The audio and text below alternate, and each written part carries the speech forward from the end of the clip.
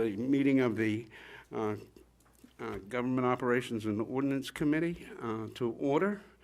Do I need to ask for a roll call? I can give you one if you like. Yeah, why don't we do a roll call? So Councillor Cheney, not here. Councillor Hosmer. Here. Councillor Bounds. Here. Was Bruce here earlier?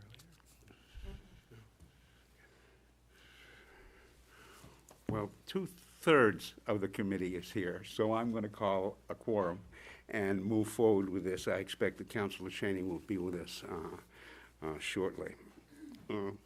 We're here today to discuss what I'll call short-term housing. People call it a lot of different things with respect to the current situation in Laconia and indeed across the state and in much of the country with respect to short-term rentals of homes through Airbnb or VBRO or whatever organization is doing that. The mayor had asked that we consider some kind of ordinances to address some of the issues that have come up across the state, across the country with respect to this, and that's the purpose of this initial meeting. I'm going to indicate that I've met with the Director of Planning and the Assistant Director, Rob. We came up with an outline to begin with. We've distributed that outline to members of the council. That outline, I hope, is going to be available for members of the public who want to take a look at it as we go through this. But I'm going to ask that the Director of Planning give us a brief intro and let us know where we're at. Thank you, Councillor. I do have a limited number of copies of the proposal that I sent out. We don't normally get this many people at a meeting, so we're going to have to share, all right? So if you could, you know, kind of like one, two type things.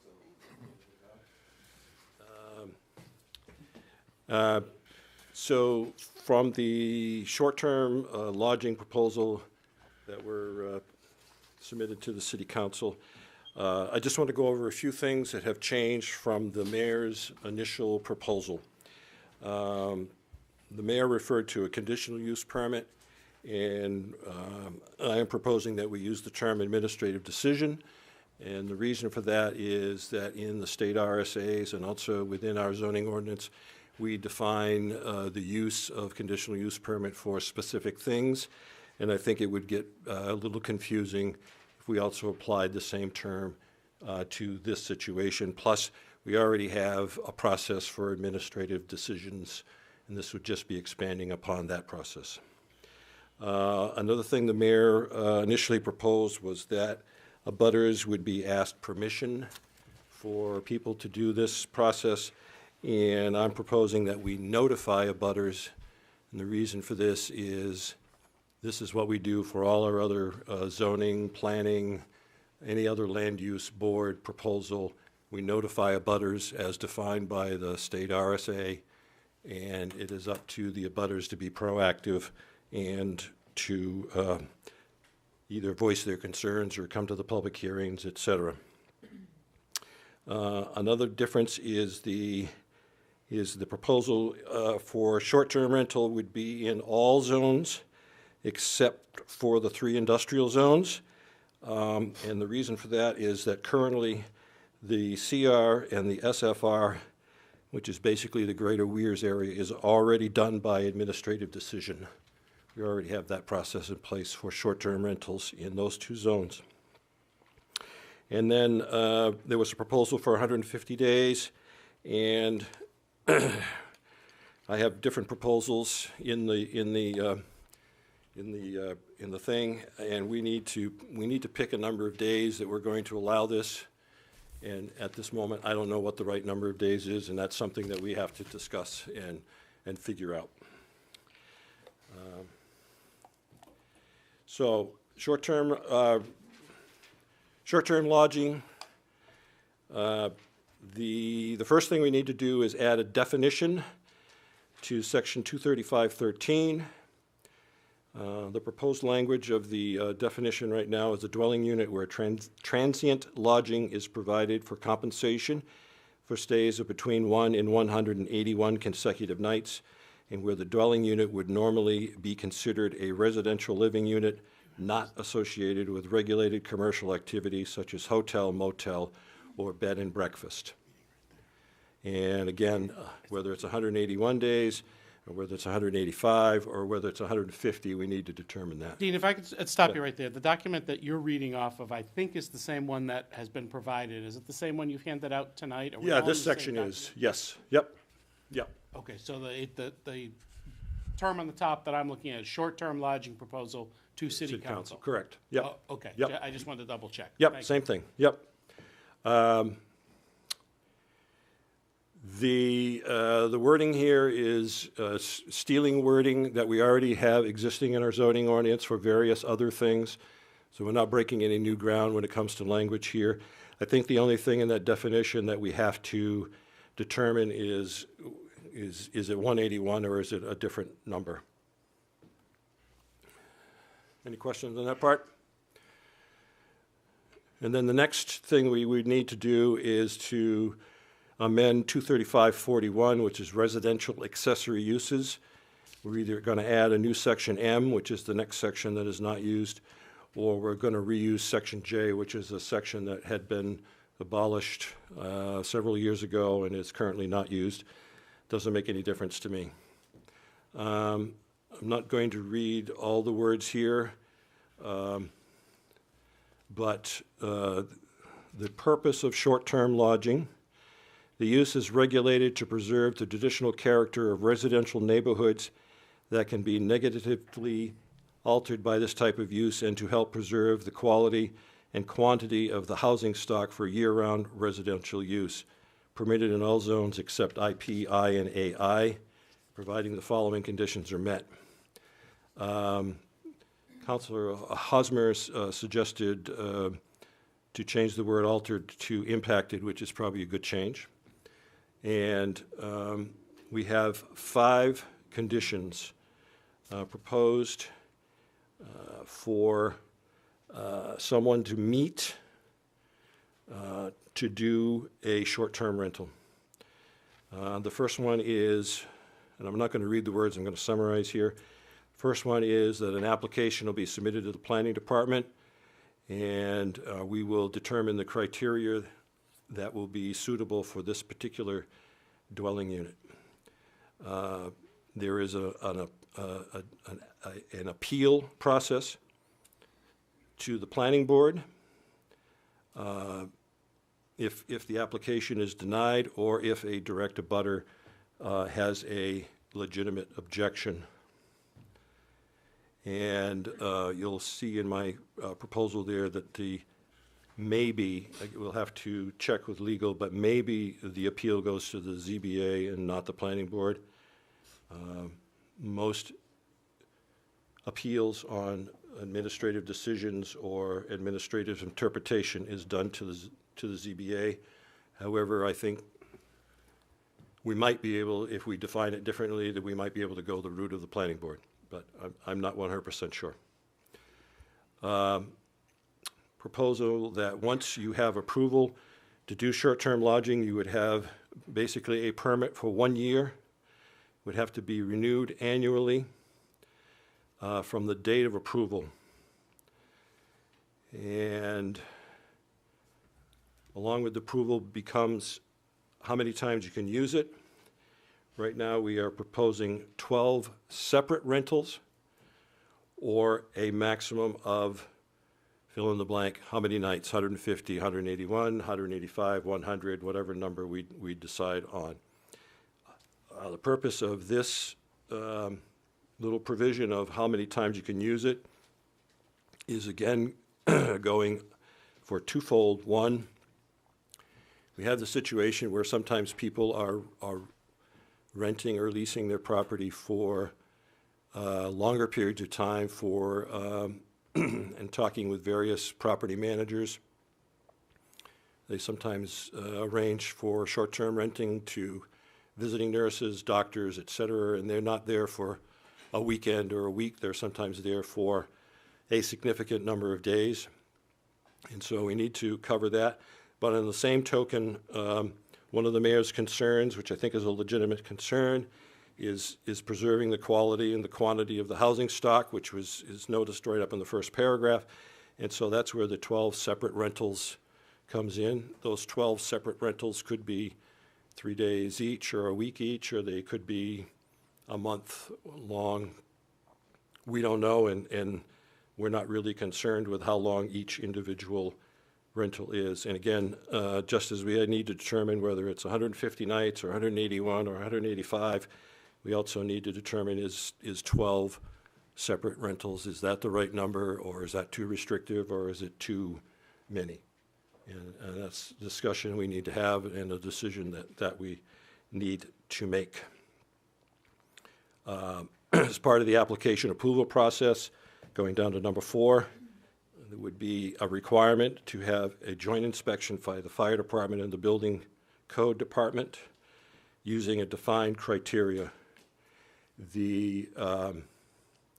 Normally when the fire department goes into a building to do a fire inspection, it's a very lengthy checklist that they have, and you cannot apply this checklist to a single-family residential unit of housing.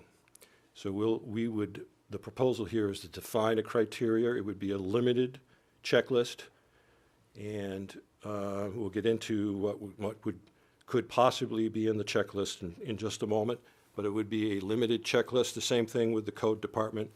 We're not going to be going in and checking the sizes of wires and all of the things that we would check for, say, a new construction or a certificate of occupancy type thing.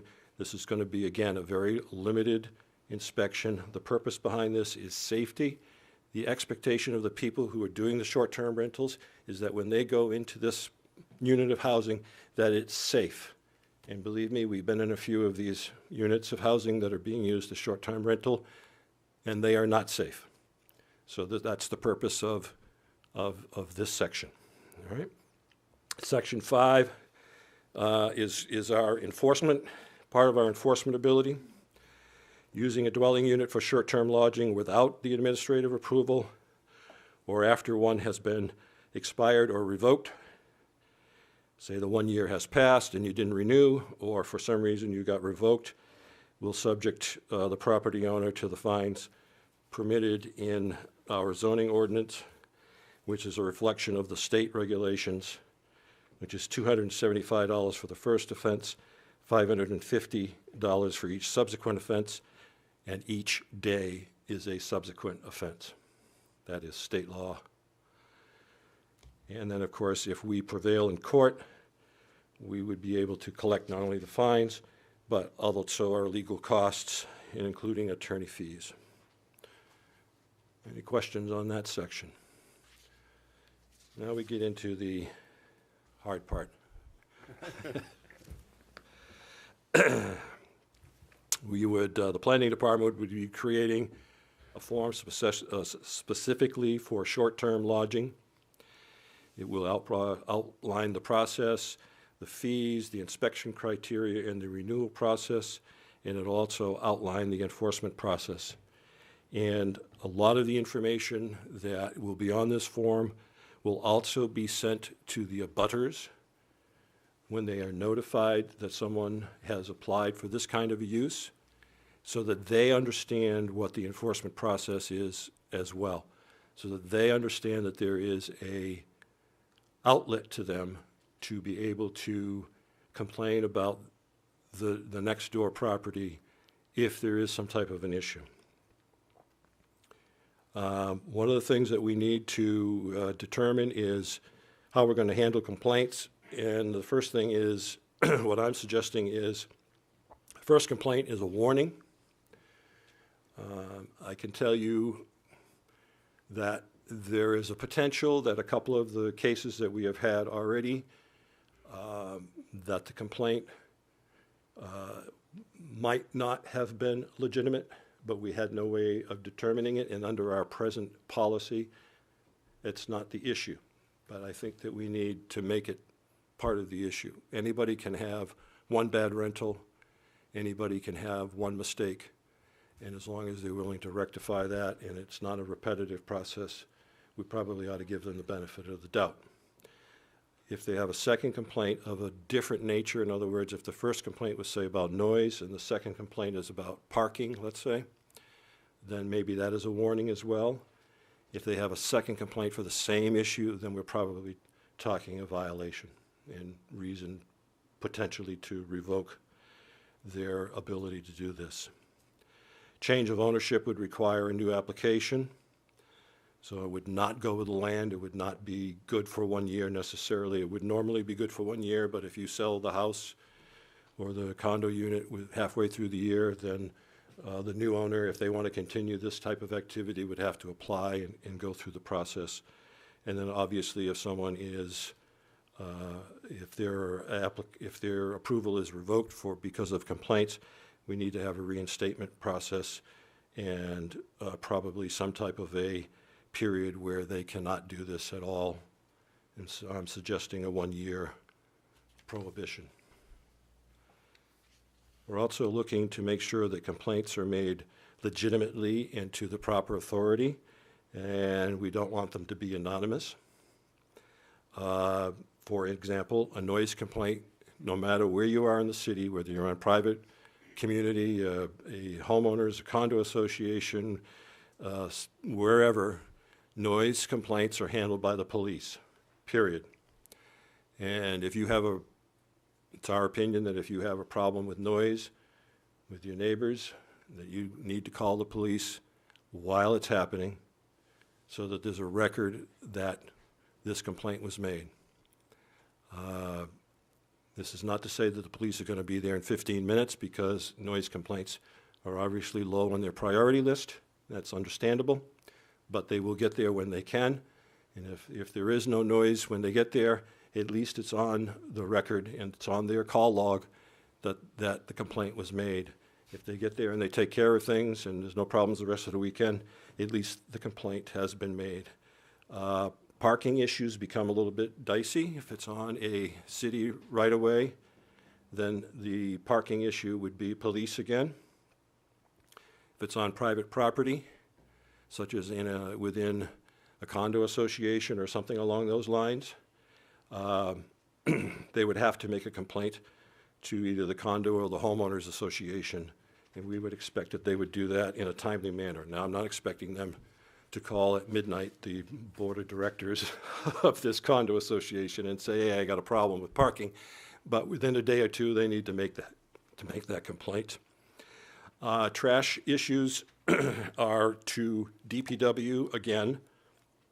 If it's on a city street, if it's in a private development, then it would be within the association.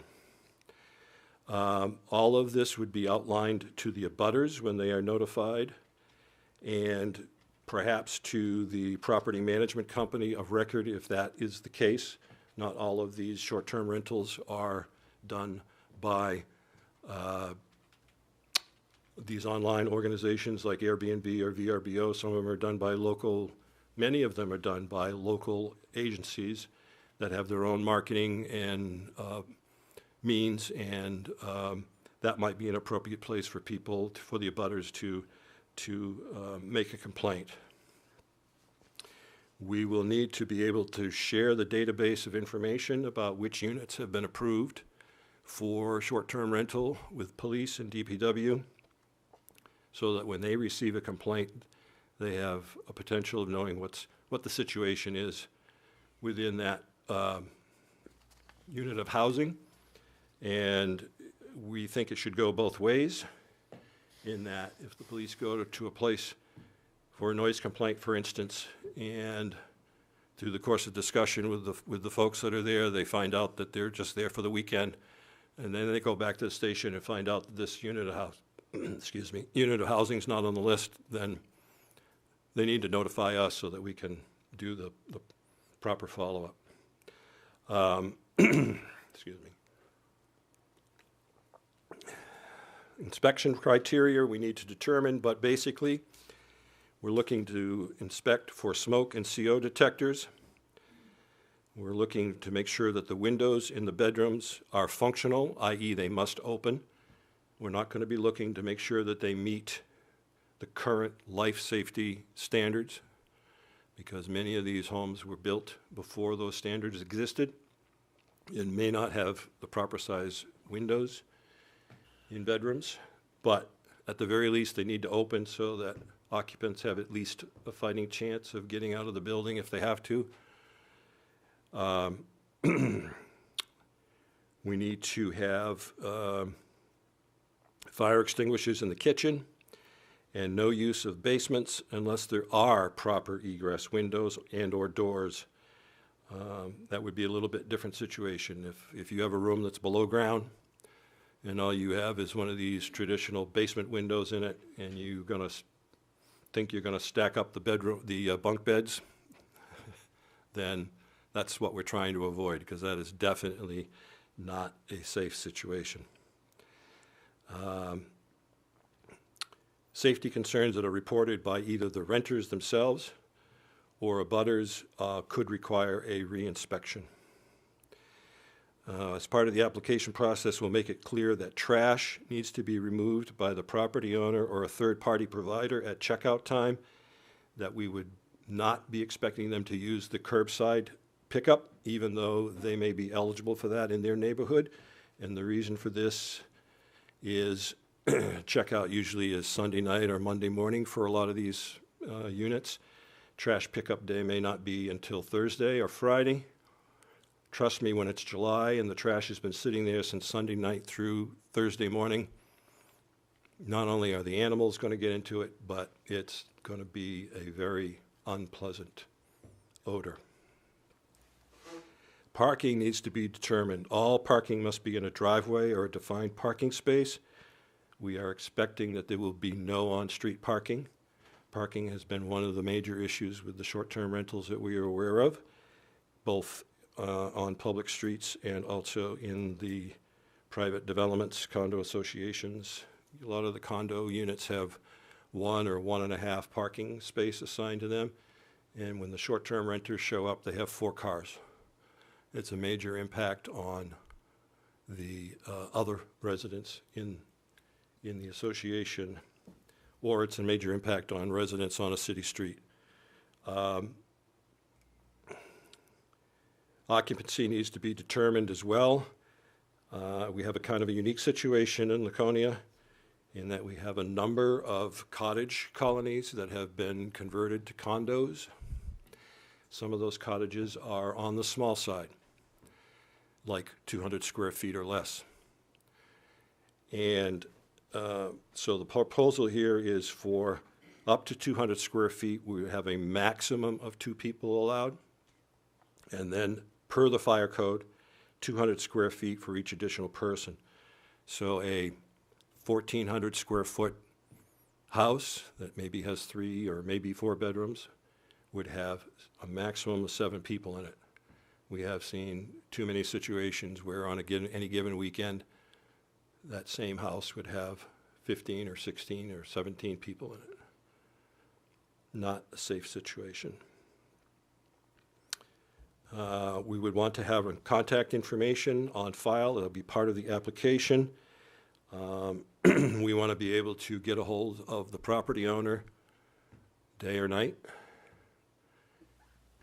And they need to be able to do something about whatever situation has arrived.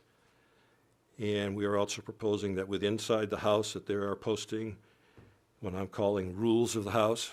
I'm sure that you've seen these in various places that you've gone to rental, and usually right on the back of the front door is this nice little list of, or sometimes it's on the refrigerator, nice little list of, here's what we expect you to do in this house. Here's where the trash goes, here's the pool, how to use it, here's the key for the pool, et cetera, et cetera.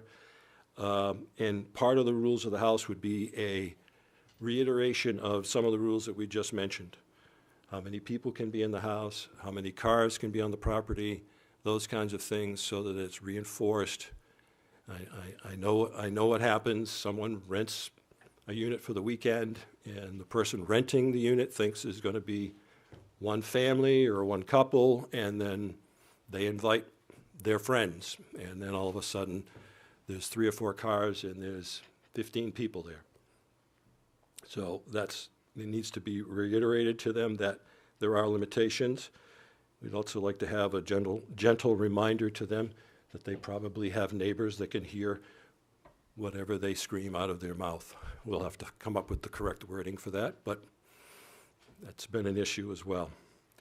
Again, we're going to be providing basic information to abutters as part of the notification process, and we would probably be sharing with the other city agencies, police, fire, and DPW. Planning Department is proposing to create and manage a database to manage the renewal notices and for information to be shared with other city departments. As part of that,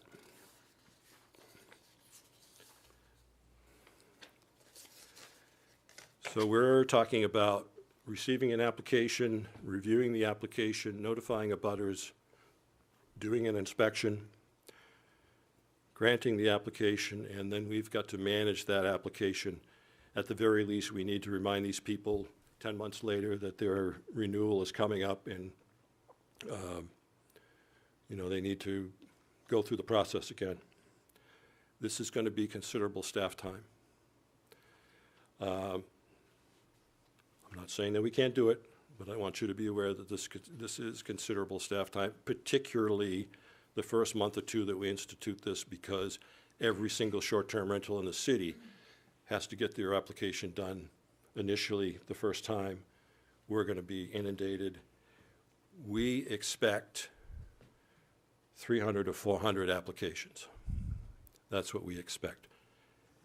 And there could very easily be more than that. We know that when we go on to Airbnb, it depends on what time of the year and what month it is, but the few times that we've checked at Airbnb, there's been about 140 to 210 listings just for Laconia. Some of those listings are for hotels and motels because they use it as a marketing tool, but nonetheless, there's still a considerable number of people, and there's all those other platforms and other agencies that do this, and plus there are a number of people in the city who have been renting their camp for 1 or 2 or 3 or 4 weeks out of the year, and they've been doing that for decades. And we have no idea how many of those there are. Could be 50, there could be 200 or 300.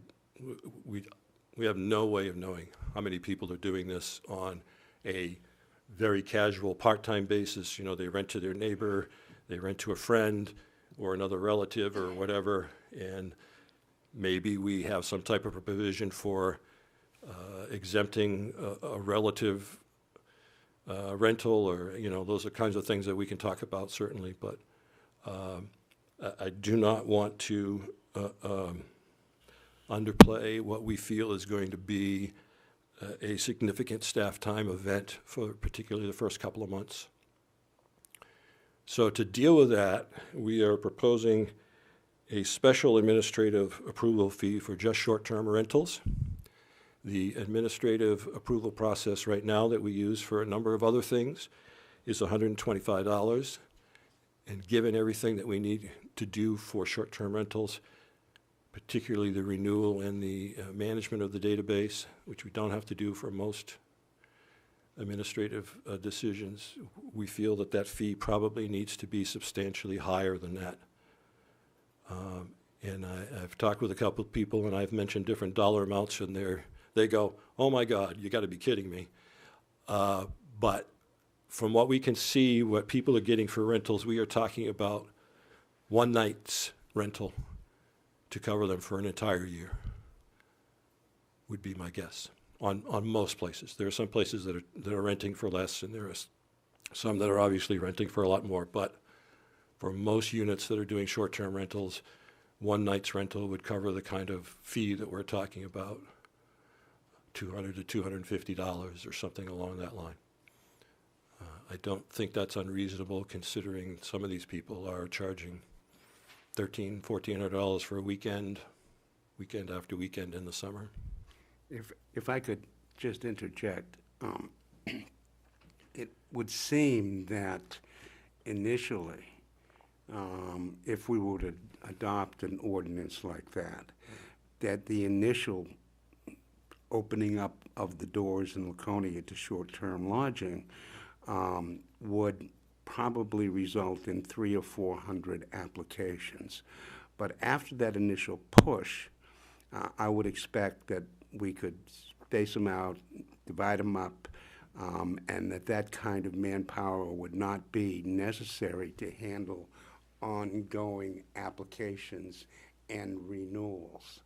So I understand what you're saying about fees. I'm just observing that the initial cost may be substantial because it's a new ordinance and people are going to be required to file applications and get it done. But the kind of costs long-term are going to be reduced over a period of time. That could be true, Counselor, and depending upon other decisions we make concerning the renewal process, if we inspect a unit and we find no issues in the initial inspection, and then as the course of the year goes on, we have no complaints, we may want to set up a system where we're either waiving part of the renewal fee and we're not doing an inspection again. I mean, all those things could be done, and that would certainly, as you say, take care of the long term. But there still is going to be a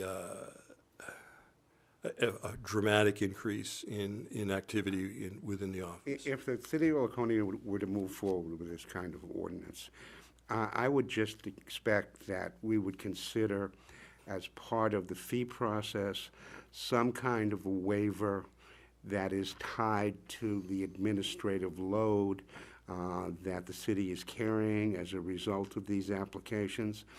And I would do the same kind of consideration for whether we say it's 180 days or 12 rentals, that there's some kind of waiver if you're in fact a resident of the city of Laconia, you live here year-round, it's your home that you're using on a regular basis for that kind of stuff, that there would be a waiver process to allow you to do in excess of whatever number we adopt, 180 days or 12 months, because the concerns that have been expressed to me and that I think are legitimate is that what we don't want happening is people investing in housing in Laconia so that they can engage in short-term lodging rentals as a profit motive and not living in Laconia. But if you're living here and you're renting part of your house for short-term rentals, there ought to be a waiver process because we've avoided the dangers of what a lot of the country has been experiencing in terms of taxes and overuse and people just investing in property for short-term lodging advantages. That is true, and what you say would be a policy decision. And as you know, the city council makes the policy decisions. Whatever you decide to do, we'd be more than happy to implement and carry out. I do want to make one additional point on something that you said, Counselor, and that is, as we all know, but I want to make the point very clear, we know that short-term rental activity is occurring in the city currently.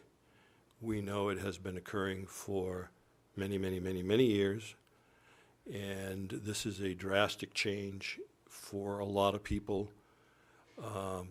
The policy that we adopted in September was a drastic change for a lot of people, and this will also be a drastic change for a lot of people.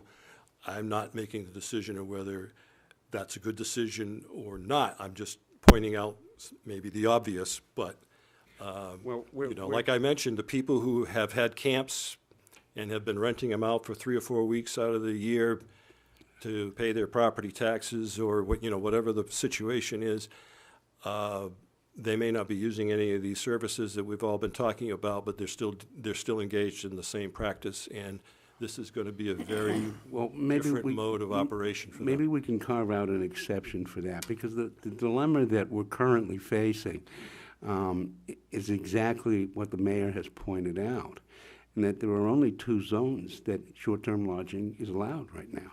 Yes. And every other short-term lodging residence in the city of Laconia is unlawful. That's the major problem we're trying to address. And I guess it's a major change because communities, and we can cite articles all over the place, communities have been experiencing radical changes in the way their communities are used because of the Airbnbs and the short-term lodgings that are occurring. That's the reality. The changes are occurring because the way people are renting property and doing vacation homes is changing fundamentally. So it's not, I understand that this is new, but it's new for a reason. And the reason is because it's a sign of the times, and we just better adapt. You're right. It's a technology change. And the difference between the folks maybe who have been renting out their camp for 3 or 4 weeks out of the year to a friend or a relative, or the same people, for years upon years, the difference between that situation and the situations that we're talking about is the technology, and there is no personal interaction or connection with the renters and the property owners. And that's been the disconnect. The places that we've had the complaints about, that has been The disconnect. 100% the disconnect. Yeah. Yeah. Okay. I mean, in my discussions with folks who have called the office, every single person that is not engaged in this activity, in other words, the abutters and the neighbors, I can tell you without exception that every single one of them that I've talked to is against short-term rentals. But obviously, every person who has a seasonal home and maybe is not here all the time. But it's not just and- seasonal homes. Some people are renting their homes that Oh, they live yes, in I all mean, the some time. people are buying their homes specifically to do short-term rentals as much as they can, Right. and this property is now no longer available for what we would consider normal uses. Right. Right, and that was one of the concerns that the mayor expressed when he made this proposal, in And I that, think that's a and legitimate if concern. we all look at what's happening in other areas of the country, if you go online and Google short-term rentals for New York City or short-term rentals for, we got shared an article which I had read previously about New Orleans, how 2/3 of the rental units are now short-term rentals, and therefore they're not available for people to live there or work there. And there is nobody in New Orleans on Monday, Tuesday, and Wednesday, but on Thursday and Friday, they all show up. So that's part and parcel of this concern, in that it's very heavily certain weekends and certain days of the week. Okay. I don't know if I need to do this, but just the record reflect that Councilor Cheney is present. And I apologize profusely. It's okay. Stuff happens. I get it. All right. I didn't mean to interrupt you. Is there No, anything else you wanted no, to say? that's pretty much it, unless you have any other questions, and I know that there are a few people that would like to speak as well. Well, I'm going to make some comments and then invite members of this committee to make comments, and then I'll take input from the public. My comments are, I'm going to keep very simple and straightforward. We are not adopting or recommending the adoption of an ordinance tonight, at least in my view. We are not suggesting that this is the appropriate way to go. We are acknowledging a problem that is growing, that we need to do something about it affirmatively in our own city. And so we're looking for a way to go forward with this. Not looking for, this is how it's going to be, these are the rules. We've got a lot of work to do in terms of what's the application going to look like? What are the rules going to be in terms of the administrative portion. How long is it going to be? For example, is it 180 days or is it 12 rentals? Those are fairly arbitrary figures as far as I'm concerned, but they could be a base mark for it, and we could have a waiver of that requirement upon certain conditions. What those conditions would be, we would have to incorporate them through further hearings and through further work with the planning department. So, my only comment to me for the committee and for the public is that I'm looking for a recommendation to the council tonight to either cut the process out or to move forward with what it is we're doing and see if we can refine the scope of any ordinances that we would propose to adopt in lieu of what we want to accomplish. Anybody else got any comments? Because I'm done. Thanks, Councilor Bounds. I would agree with you. There's clearly a problem that's arising here. This is a new market, a new economy, and as we've all seen with constituent emails and written letters, that there are people who are concerned about the nature of their neighborhoods and the property they've invested in changing dramatically because of the short-term leasing options that are out there. So clearly, I think I would hope that the City Council tonight would vote to take a step forward and continue this work and to refine it. I hope, hearing from the public as well as from Dean, we can define some objectives for the city and how we're going to approach this, where we balance the equities of the property owners, the abutters, certainly the services that are afforded to citizens of the city, but also to those people who want to rent out their places through Airbnb or VRBO. So I'm hoping that we can get some input over the next few weeks or few months and define a firm set of objectives of really what it is our goal here in the City Council and the Planning Board is. And then once we define those, we can then work on specifying some specific ordinances that might apply, that might cultivate and get us to the goals, allow us to achieve the goals we've defined. Well, I'm not going to ask you for any defined set of objectives tonight because I think it's a little premature. Agree. So, but I agree that that's the process we need to go through. What do we want first? What are our defined goals? And then how are we going to get there? I agree. All right. Okay. Anything further from the committee?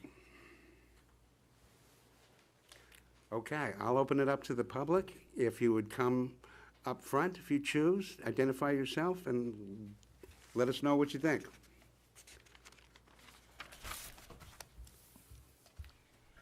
Dorothy Duffy, Whipple Avenue. I think, Dean, you did a very fine job of covering an awful lot of bases tonight. I was going to speak, but I see that you have 15 minutes and you have over 20 people here, so I'm just going to submit some of the research that I have and share it with you. I could not afford to copy everything for all of you, I'm sorry. And what I was going to say is also in here. I urge you to take time to get this right. It is a very important issue. I think the sanctity of a single-family home in a single-family neighborhood is a big investment. And it's not an investment for income, it's an investment for value of life and property. And I urge you to redirect your little travel on your route home and go to Whipple Avenue and drive down it and see if you can guess which houses rent with absentee landlords long-term and which ones don't. And you'll sort of get a gist of the answer of what you're going to be seeing magnified with short-term rentals. So I'm going to leave it, pass this on to you. Give it to the clerk if you would, Dorothy. And maybe you can copy for whatever. Thank you. We'll make sure that everybody on the committee and everybody gets copies of what's that, and they're part of the record. Anybody else?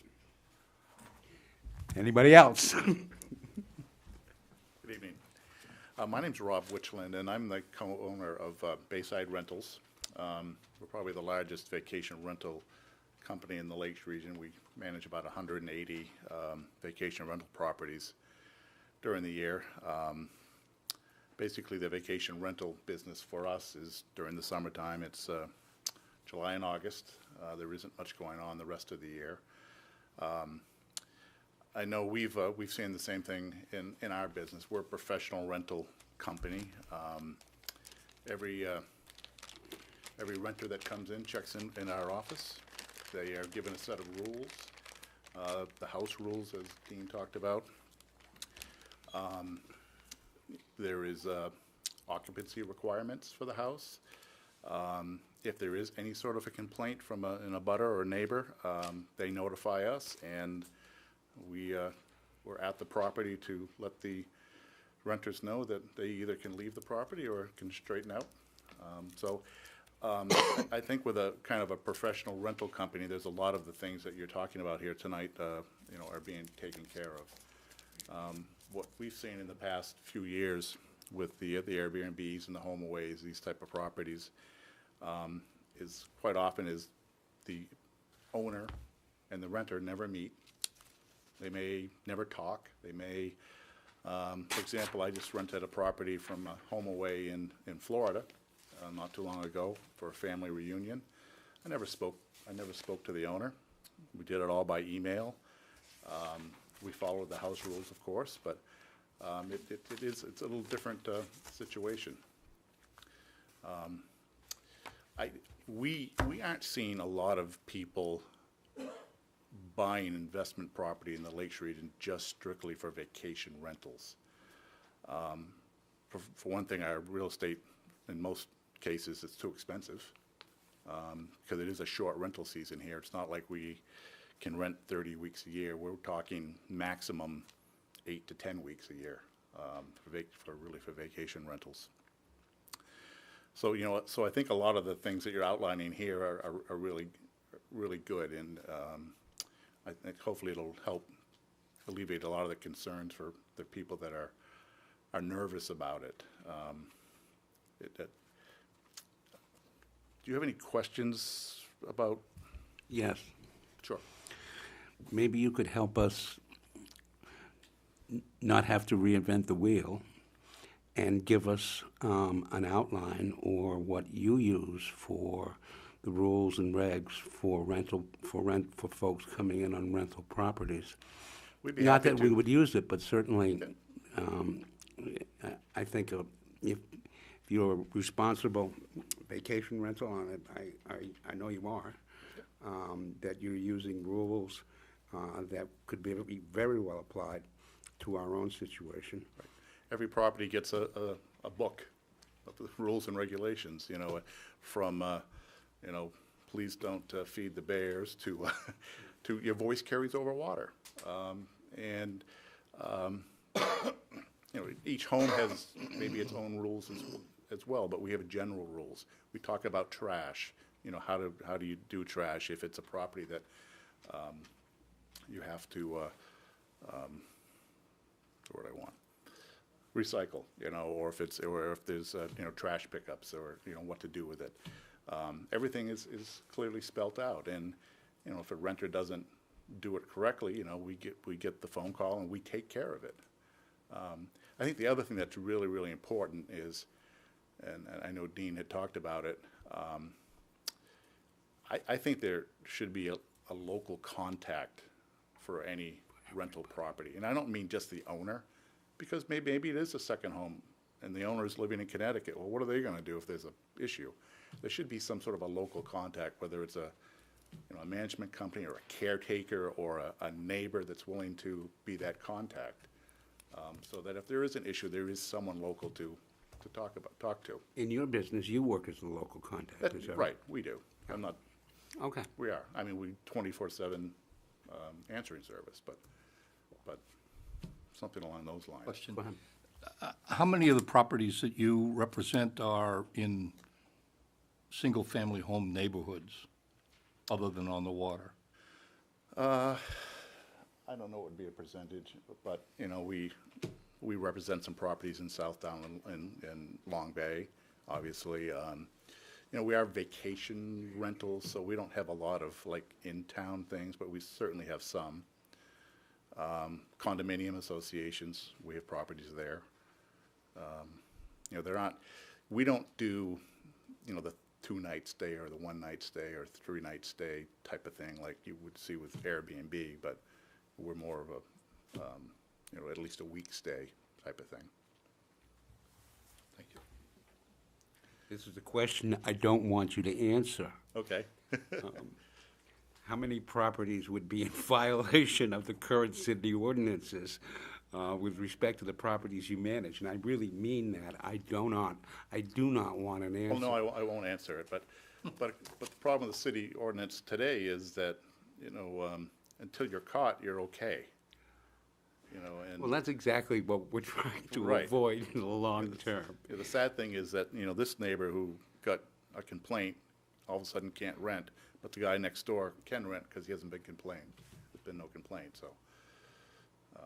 Yeah. One of the things we're kind of concerned about right now is, you know, we do represent owners in the city that have been renting their properties for years. They have repeat tenants. There's never been any issues. And, you know, they want to continue to rent their property. So what happens in July if they get one bad tenant or a neighbor just wants to make a complaint and they've got 5 other bookings the rest of the summer? What happens to them then?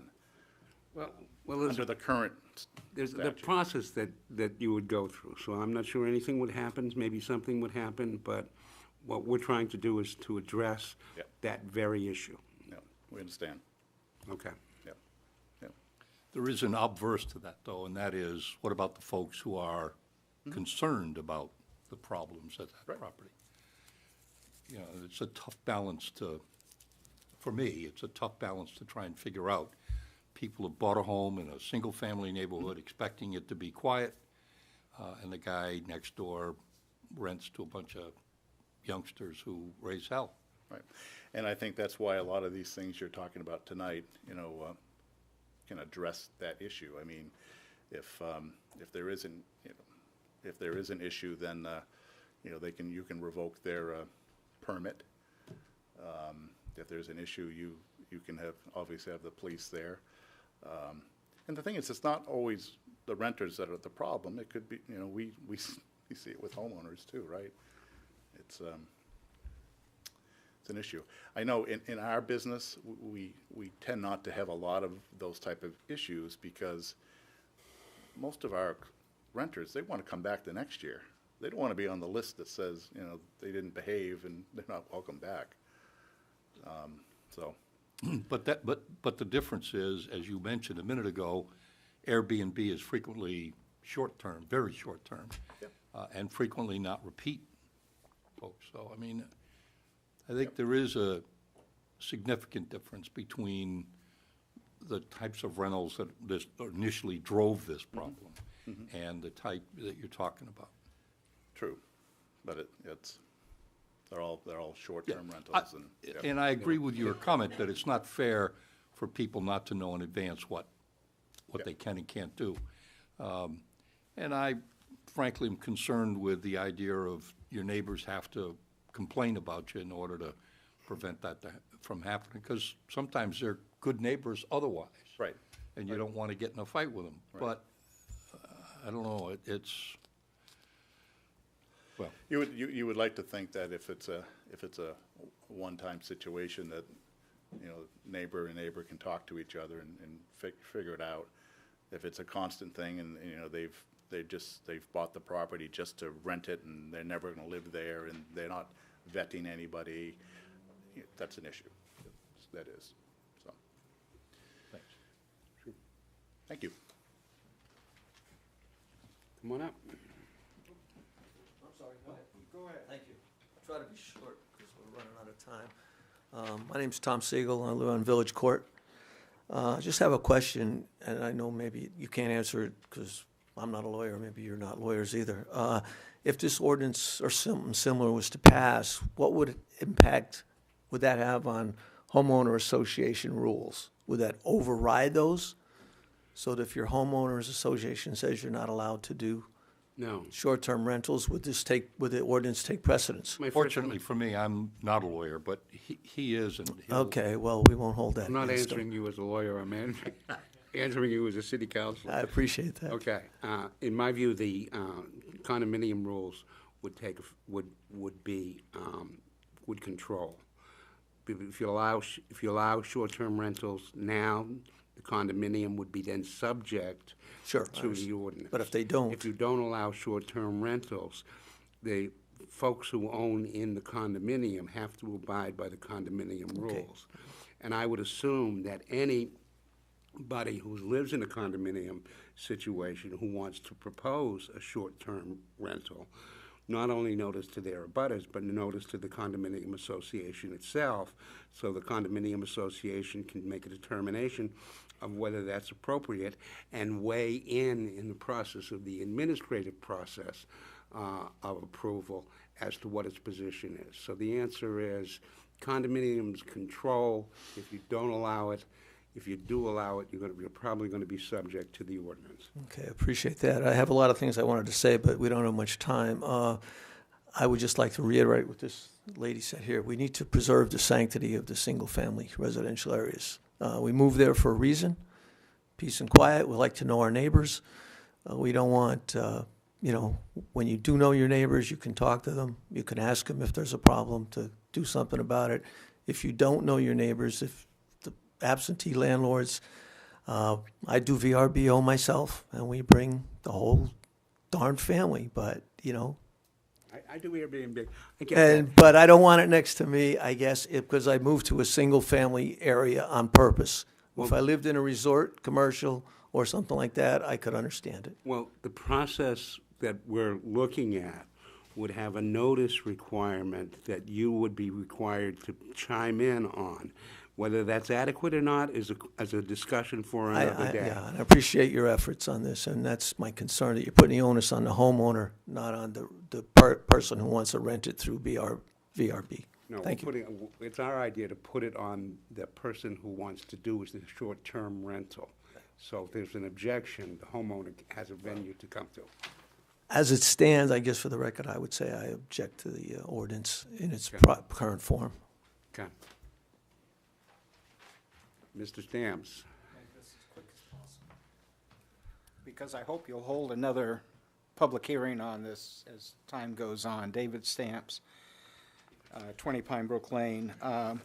Terrific job on where you're going with this. I applaud. He answered a lot of my questions. I do wonder on what the effect in the, whatever the rural zones are now. Will this apply with no septic, with no city septic? So, because that could have a big impact if you've got a bunch of people. I mean, I think that's a work in progress. yeah, okay. I'm really concerned about a butter notification. I realize it could be difficult. So at least a portion of the database should be accessible online by residents, and a link every week in Nancy's newsletter where they can look up if a particular property is on this type of an agreement. Because I've sat in that seat for many years, David, as did you, and notifications don't always get to the people that they're intended to. Sometimes they go to the property owner who's out of state, but renters may also have an interest in understanding what their rights and complaint procedures are. Good point. So I do agree that it needs more than a simple single-family inspection, and that's going to take some time to develop because, again, weekend renters, they might be plugging in 3 or 4 things into the kitchen. I mean, there has to be some electrical. It doesn't have to be full commercial, but I think they have to do some work. And I'd just like to reiterate, because I have to walk by it every day, the city parking, residential parking should not happen on sidewalks.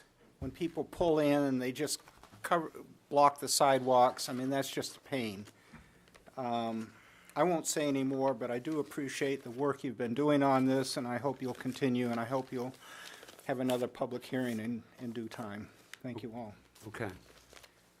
It's getting towards the hour. I'm going to ask for a recommendation that we give to the council tonight, that we continue to pursue this along the parameters as suggested by Mr. Trefethan, Dean, with respect to this, and we'll figure out when we're going to do another hearing. Like I said, this is a work in progress, and there's a lot of work to be done.